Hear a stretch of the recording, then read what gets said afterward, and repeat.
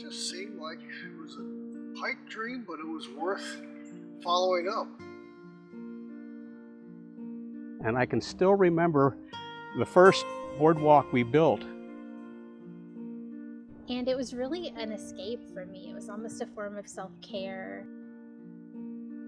It's just always been a place that I find rest and peace.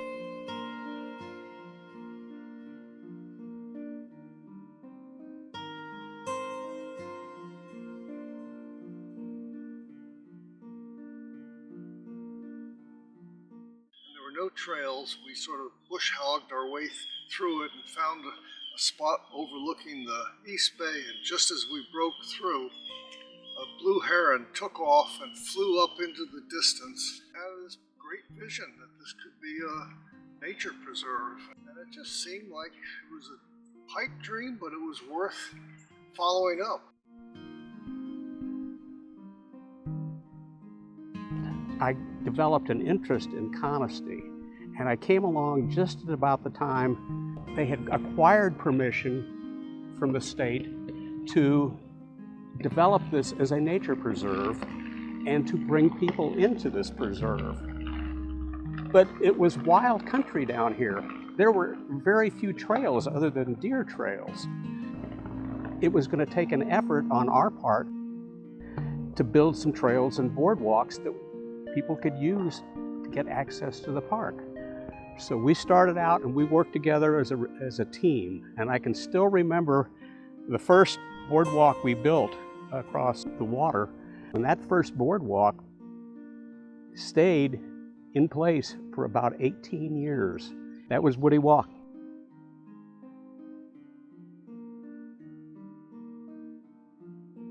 I first visited Conestee in 2011, and I was in kind of a rough period of my life. I had just become a single mom to a young toddler and was really struggling kind of emotionally and financially. And my neighbor had just recently become a widow. And so the two of us became really close during that time period. And she one day invited me to come take a walk at Conestee with her. I think I was really craving connection at that point in my life. So the first time she and I came to Conestee together, even though it had just started and there was only like a couple trails, definitely was not what it is today, I could see how special of a place it was. It felt otherworldly, I think. And it was really an escape for me. It was almost a form of self-care. It was great for my daughter as well as a toddler to break away from the normal day-to-day activities of school and home. Probably healing for her as well because she had been through a lot too. Seeing the preserve transform over the years, kind of as my family grew and changed, has been really special to me. You know, from the point we started coming when my daughter was 2, I eventually got married and had a son. Now they're 16 and 10. I do think that my kids will have lasting memories from the time they spent here. Hopefully they remember how much it meant to them, and when they have kids of their own someday, they'll come back and make those same memories.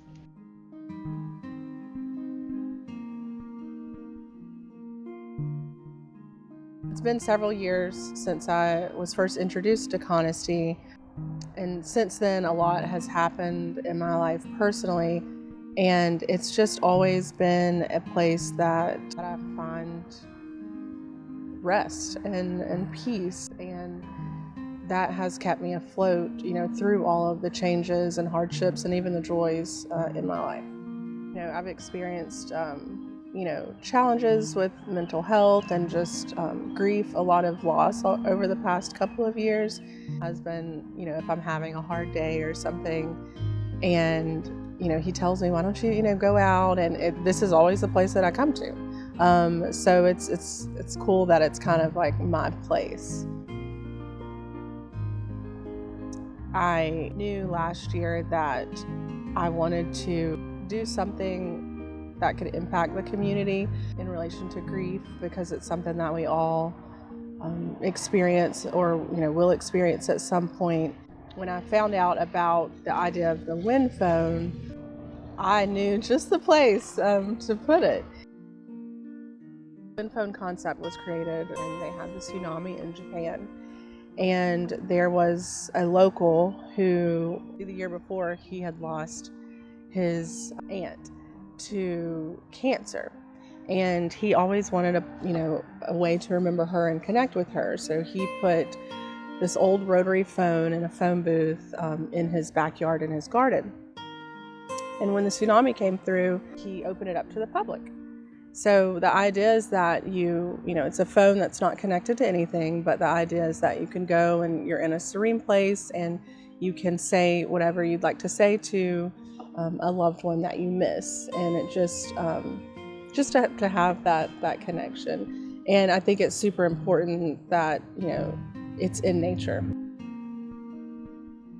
I wanted to, for myself and just for our community, create this place where you can come and walk the beautiful trails of Conestee to get here, and then have this place to work through your grief and talk to your loved ones, say things that you wish you could say things that you weren't able to say then.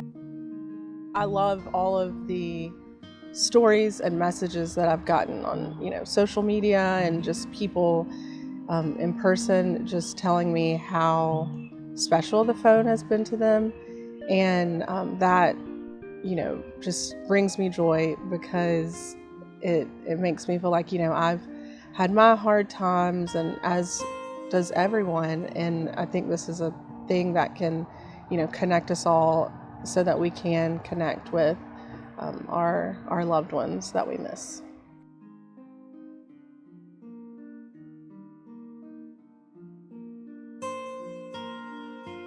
My first experience here was for a Conestee Nature Preserve 5K, and that was probably, I think I was in middle school, but that was a lot of fun. Of course, running the trails is always fun, and this is probably one of the closest places to us where you can run nice trails and get a nice view. Coming back either with my parents or, of course, my girlfriend. I think after the first date, I was like, I feel like it went kind of awkward, as first dates do. So I was like, let's redo this and let's do it in a more calm environment. So he said, maybe we should go for a hike or something somewhere. And I thought, oh my gosh, Conestee is the perfect place. And we literally walked, I swear, almost every trail around Conestee. I think we probably walked for 3 hours or so. Yeah, we talked the whole time. We walked the whole time. And I think Conestee made that easy to do because it's organic, and you feel so much more close to nature, and you just feel, I don't know, I feel like it makes you feel more relaxed and at ease, because it is so peaceful, and it just makes you feel more connected.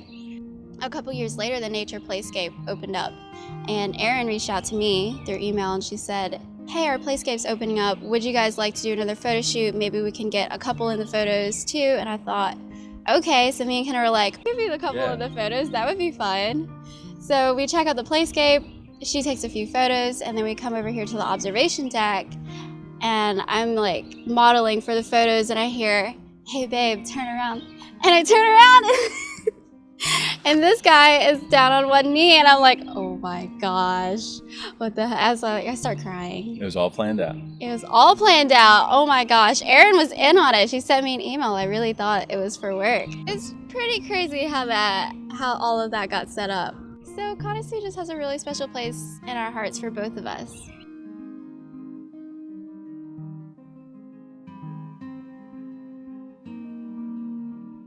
It's a legacy project for me that I feel like a whole bunch of people came together with a crazy idea.